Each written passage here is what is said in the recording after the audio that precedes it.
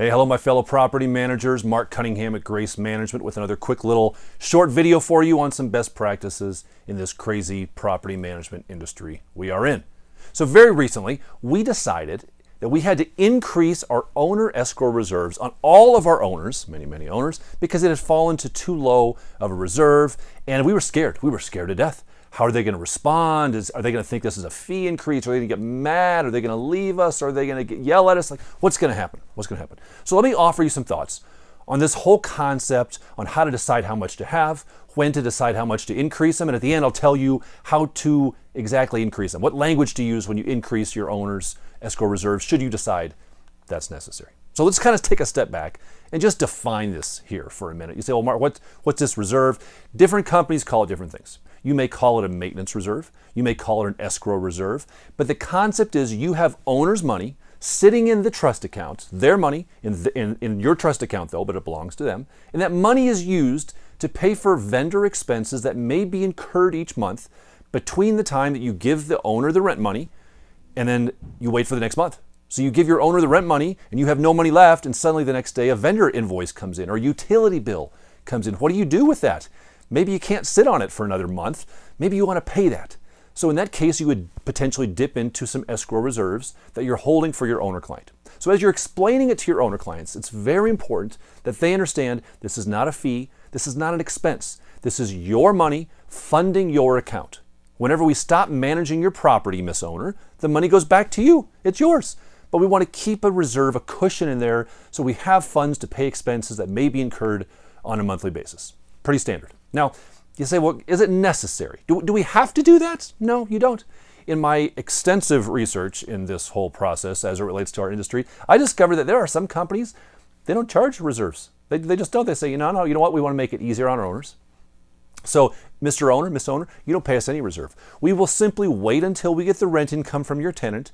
Then we will go through the process of paying bills and then give you your money. And if an invoice comes in right after that, we'll sit on the invoice for another month and then pay it when the rent comes in.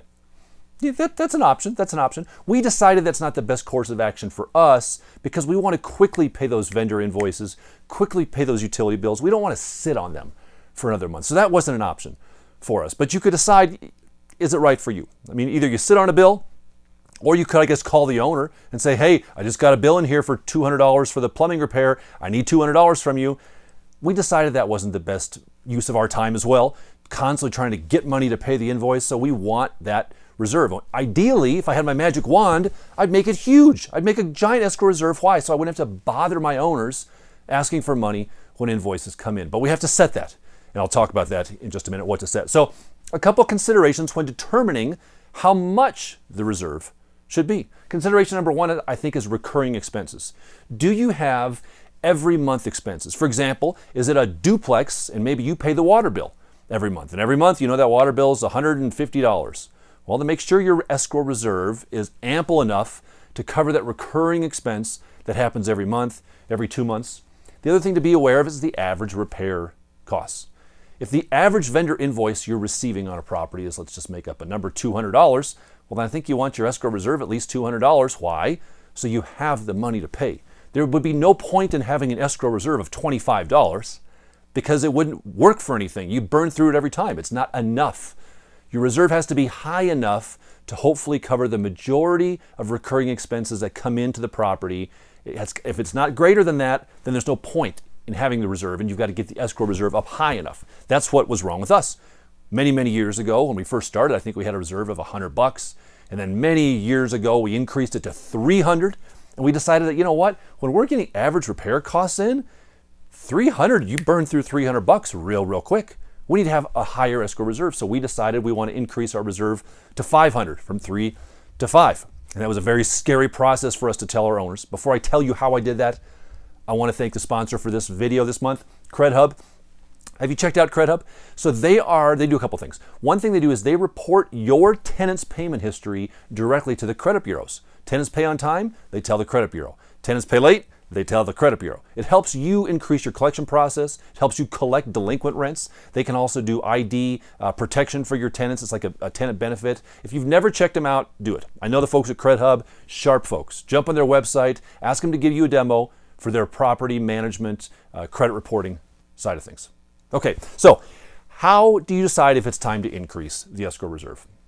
If you're going to do that, you say, yep, you know what, Mark, I need to get more. I need to get more. Well, two pieces of advice I would offer to you. Number one, you need to very, very clearly explain why. What you don't want to do is just send out an email that says, hey, your escrow reserve is hereby increasing to $500 effective next month.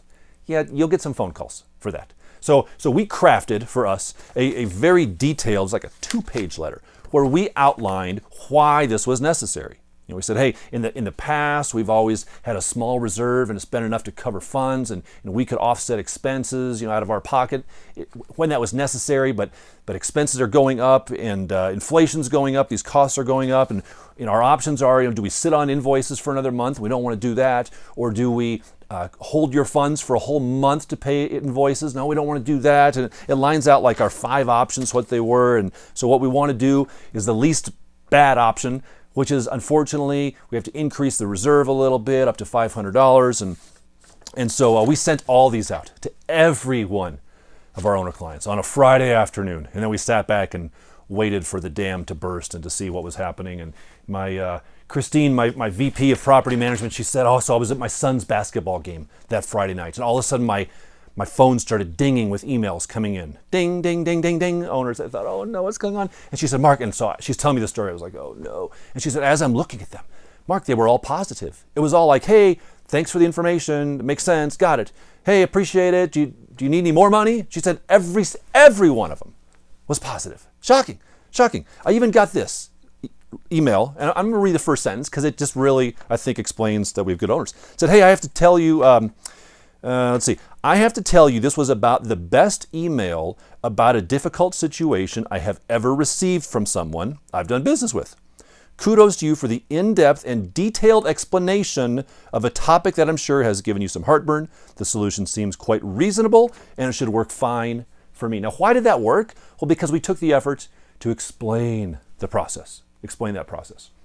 Now, by the way, if you want a copy of the letter we sent out, if you're a member of our video coaching group, drop me an email. Happy to send it off to you. If you're not a member of our video coaching group, come on, my friends. It's time to join. You're welcome to join anytime, and I'll happy to share that with you as well. All right, number 2, to determine when to increase this. I really, really believe, and we talked about this in our PM 101 on the management agreement, your PMA, your property management agreement, should give you the unilateral authority to increase the reserve when it is necessary.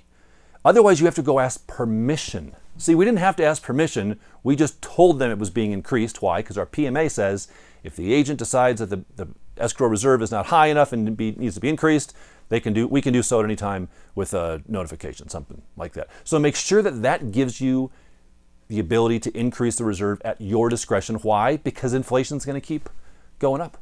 So as you're setting your escrow reserve, make sure it's high enough. If it's been a long time, it may be time to go back. You never want to fall into a situation where you're paying invoices that exceed your escrow reserve. That can create a negative, that can create commingling, right, in your trust account. That's a big no-no. We don't want to get into that, my friends.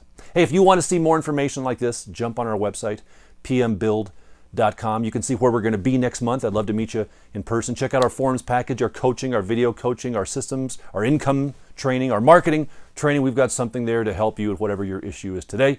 Until next time, my friends, I wish you success.